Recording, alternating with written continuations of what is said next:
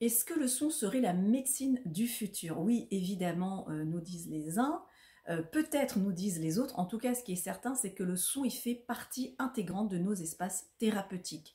Parfois, on voit le son avec les bols tibétains, le son avec la voix, le son avec le chant, le son avec les percussions. On sait que ces vibrations sonores, elles ont un impact sur notre santé. En tout cas, même si on n'a pas lu d'article scientifique, on sait très bien que le fait d'écouter de la musique, que le fait d'écouter des percussions, eh bien, ça a un impact sur notre façon de vibrer. Alors c'est intéressant parce que faut savoir que nous, on est fait à 70% d'eau, et quand ils organisent des concerts dans les salles de spectacle, pour pouvoir gérer les différents volumes sonores, eh bien, ils veulent savoir le nombre de personnes qu'il y aura dans la salle.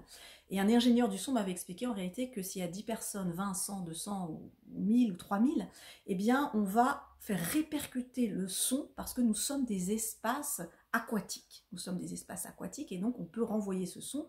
Et donc l'acoustique de la pièce sera différente. Donc déjà, c'est intéressant de savoir que ce son, eh bien, il va résonner dans nos différents liquides. Donc il y a tout ce côté corporel, ce côté aqueux, avec lequel on rentre en relation. Donc ça, c'est super intéressant.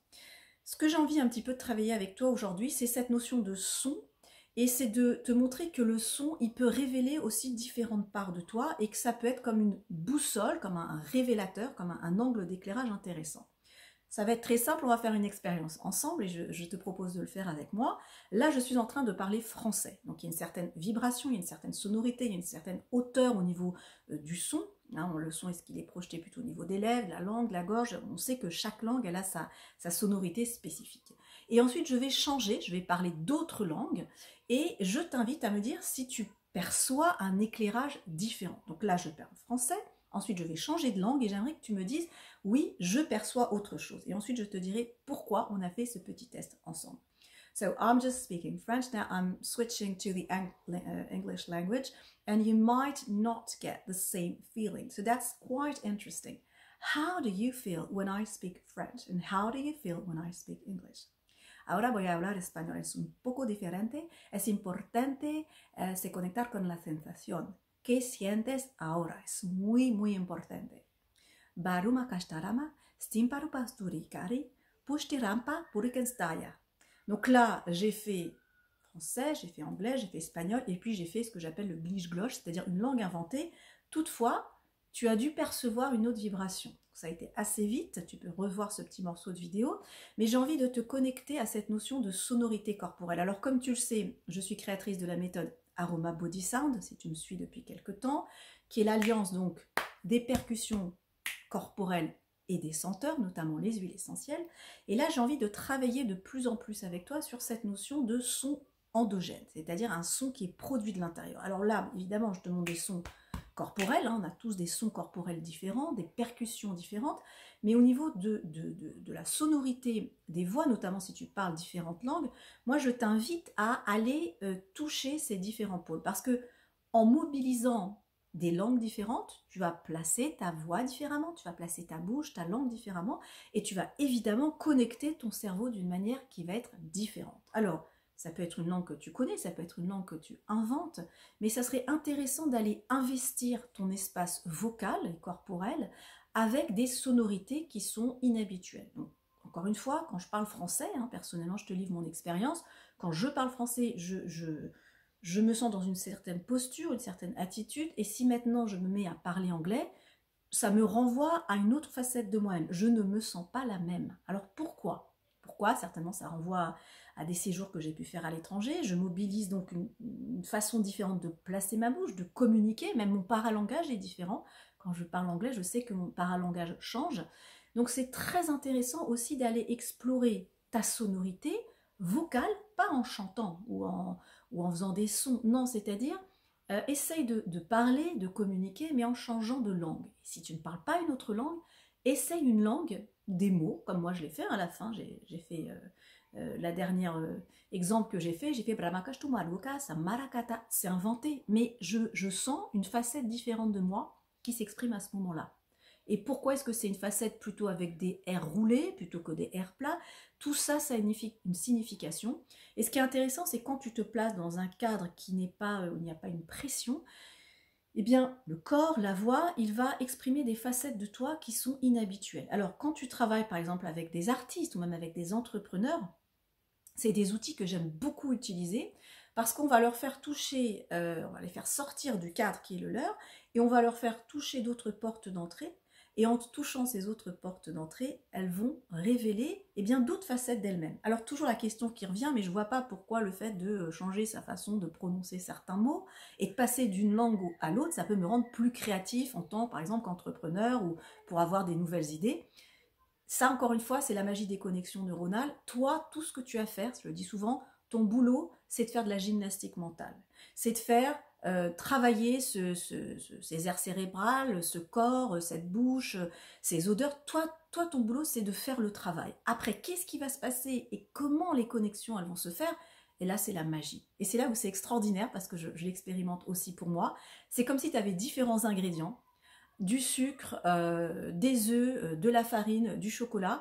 Toi, tu as juste à assembler ces ingrédients, à les ouvrir, à les sentir. Et à la fin, qu'est-ce qui va résulter? Là, c'est magique et c'est magnifique. Et pour chaque personne, c'est différent. Donc aujourd'hui, je parle à ces personnes qui sont artistes ou des personnes qui sont entrepreneurs ou même qui sont dans une démarche thérapeutique pour aller mieux dans leur vie. Je les invite réellement à aller explorer différentes facettes de leur corps. Moi, je parle souvent de la vision en 3D. Hein, souvent, on se voit en 1D. Je m'appelle Magali, je suis aromathérapeute et je parle le français. Très bien, maintenant je change. Je me donne un autre nom, hein, j'ai envie de m'appeler Aline aujourd'hui. Je suis Aline, je suis née en Angleterre et aujourd'hui je suis prof de danse. Pourquoi pas? Pourquoi pas? Alors en jouant ce rôle un petit peu, mais je vais m'investir dans ce rôle, je vais aller remuer d'autres facettes de moi. Donc j'aurai la facette classique de la Magali française, l'autre facette, on va dire, anglais de la Magali qui prend le nom de Aline, peu importe. Et toutes ces facettes-là, eh bien, je vais aller un petit peu appuyer sur différents boutons. C'est comme une table de mixage. Elle n'est pas unidimensionnelle, cette table de mixage. Il y a plein de boutons à aller appuyer, à aller explorer. Alors des fois, on n'ose pas parce que, oulala, qu'est-ce qui va se passer? Essayons et plaçons un cadre où il n'y a pas de pression, c'est-à-dire la seule consigne qu'on peut avoir, c'est change un petit peu de costume. Qu'est-ce que ça veut dire changer de costume? Je sais pas, change de couleur des cheveux, des boucles d'oreilles, ton habit, ton maquillage, change ta façon de parler et en changeant, il y a des choses qui vont se passer. Parce qu'à un moment, quand on est bloqué dans sa vie, et ça j'en parle souvent, si on est bloqué dans sa vie, il va falloir changer cet hologramme. Moi, je parle souvent de l'hologramme olfactif, d'un hologramme sonore, hein, comme une espèce de poche de matrice que l'on crée. Tu crées un nouvel hologramme et ensuite tu rentres dans cet hologramme. Et c'est super intéressant parce que j'avais mentionné une fois cet exemple de personnes qui voulaient perdre du poids et il y avait l'odeur plutôt des agrumes. Quand on respirait, elles respiraient l'odeur des agrumes, elles avaient plutôt la sensation d'être fines. Et quand elles respiraient l'odeur de la vanille, elles avaient l'impression plutôt de prendre de l'ampleur. Alors, si simplement ces personnes qui veulent perdre du poids, elles respirent l'odeur des agrumes, elles ont cette sensation d'être fines, elles sont déjà en train de projeter une espèce de vibration olfactive où elles sont dans cette finesse. Et ensuite, c'est beaucoup plus simple de changer sa façon de faire. Donc, bon, ce que je dis en quelques minutes, on pourrait l'écrire en 100 pages, 200 pages, mais là, je te lis vraiment, voilà, je te livre de façon brute ce qui me vient dans la tête, ce que j'ai envie de partager avec toi ce matin, des choses que tu vas comprendre, des choses que tu ne comprendras pas, ou que quand tu vas remettre la vidéo, tu vas dire « Ah oui, dans un mois ou dans une semaine, ah oui, ça je ne l'avais pas compris, maintenant je vois ce qu'elle veut dire Magali ». Mais si tu veux, ce que j'ai envie de te dire, c'est que il faut défiger. On est comme une glace, je suis un tel. Il faut faire attention à cette espèce de côté figé, parce qu'au bout d'un moment, on n'arrive plus à en sortir. Donc par exemple, je suis aromathérapeute, mais demain je peux être danseuse, mais demain je peux être coach, mais demain je peux coacher des entrepreneurs, ou je peux coacher des artistes. C'est-à-dire, c'est très très important de garder cette souplesse. Et tu verras d'ailleurs que ces personnes qui parlent différentes langues, elles ont aussi une façon différente de voir la réalité, de fonctionner. Ces personnes qui ont voyagé. C'est pas juste de dire, oui, les voyages... on parle plusieurs langues, ça forme la jeunesse, ça va beaucoup plus loin que ça. Et il y a quelque chose aussi de très intéressant par rapport aux différentes sonorités. J'avais lu une fois un ouvrage, et on disait quand on entend le son des oiseaux, là, on trouve ça très agréable, quand on entend le son de ces oiseaux, mais à la base, alors je ne sais pas si je vais arriver à te l'expliquer, mais à la base de chacune des musiques que tu entends, que ce soit les oiseaux, que ce soit le son d'une voix, il y avait un message superposé. Je vais te prendre un exemple. Un enfant qui a entendu, par exemple, sa mère lui parler français, Quand il était tout enfant, il entend c'est à peu près ça l'espèce de musique française. Un anglais, il va entendre plutôt donc il va avoir une autre type de musique. Donc quand cet enfant il va entendre l'anglais ou entendre le français, il va pas forcément se connecter aux mots, mais il va se connecter à la musique.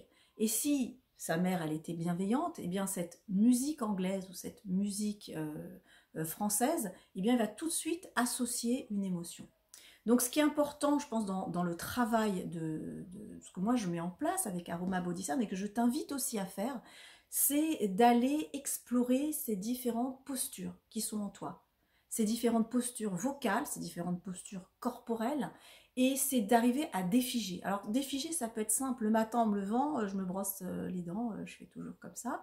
Ben là, je vais le faire différemment. Ou je vais faire un mouvement en plus avant de me brosser les dents, je vais me faire des percussions corporelles. Donc tout ce qui pourra amener dans ta vie cette espèce de fluidité et de, comment on va dire, de réactivation de toutes ces vibrations sonores, corporelles, mentales, mets-les en avant. Et après, je dirais, le reste, tu t'en occupes pas.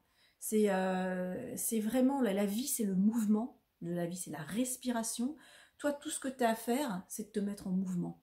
C'est de te mettre en mouvement. Donc, je vois d'avoir des personnes qui disent, voilà, je veux trouver un travail, je veux trouver des clients, je veux perdre du poids. Mets-toi déjà en mouvement. Et tu verras, le mouvement, c'est magique. Tu vois, je vais te dire, le slogan d'Osmobiol, c'est agir intelligemment. On n'a pas dit réfléchis avant d'agir. Parce que si tu réfléchis trop, peut-être que tu n'agiras jamais. D'accord? Donc, agis. Alors, bien sûr, c'est pas d'agir n'importe comment, mais le fait d'agir, il y a une force dans l'action, et tu verras que toutes les actions que tu vas faire, aussi minimes soient-elles, aussi petites soient-elles, tu verras que si tu retraces le chemin de ta vie, de ton parcours, tu vas voir que souvent ce sont des micro-actions qui t'ont mené soit en bas, complètement en bas, soit qui t'ont mené complètement en haut. Et ça commence par des micro-mouvements. Moi je dis, je le dis comme je le pense, la clé, c'est le mouvement. Et ce mouvement, c'est la variation du mouvement, du 1D au 3D. Bouge. Ce matin, si tu te dis, je ne sais pas à quel moment tu vas voir cette vidéo, ce matin, ce soir, cet après-midi, mais là, je vais bouger, mais un tout petit mouvement que je n'ai pas l'habitude de faire, tu vas être surpris des résultats, parce que c'est ce que ton corps il te demande, et c'est comme ça que Dame Nature, et c'est comme ça que l'univers a été construit, c'est ce mouvement et c'est cette action. Fais, agis, ensuite tu comprendras.